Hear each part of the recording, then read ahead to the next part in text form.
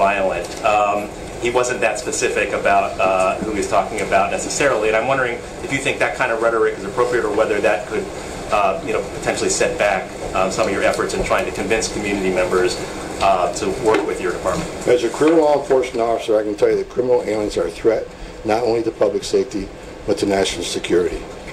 We got to enforce the laws. The men and women at ICE are doing it in a professional manner. And I shared with you the last time I was here why it's so important to let the folks know in Central America and Mexico, let those that want to come to the United States to find themselves in a sanctuary city, why it's so important to send a message they should not make that dangerous trek. In my years of 33 years of doing this job, these are criminal organizations that transport these people into the country. The same organizations, the same illicit pathways that smuggle drugs, smuggle weapons, and smuggle people that want to do harm to this country.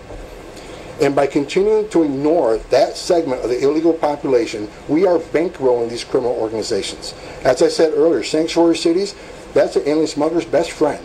That's their advertisement. We'll get you to a sanctuary city. And I'm telling you, what I've seen in my career, I've seen people that were killed could not pay their smuggling fee. I've seen, we talked to women that have been raped, children's been molested, people have been killed. I shared with a media yesterday in Phoenix, Arizona, during the hostage crisis several years ago, people couldn't pay their fees.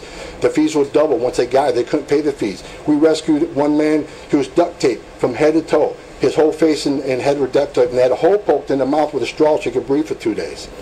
When I was in Victoria, Texas, I did stand back for tractor trailer in 19 Dead Aliens with a 5-year-old that suffered.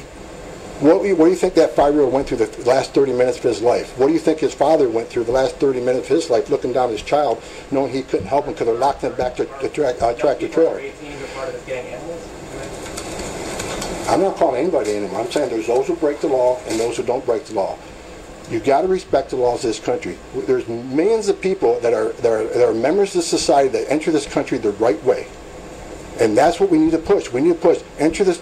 There's a legal way and an illegal way. We've got to be pushing the legal message out there and stop sending this message that if you don't commit yet another crime beyond the crime you committed when you came to this country, that it's okay to be here. It's not okay to be here illegally. It's not okay to violate the laws of this country. We're going to enforce law. That is why, with everything you're reading right now and all these horrific events, that's why we need more.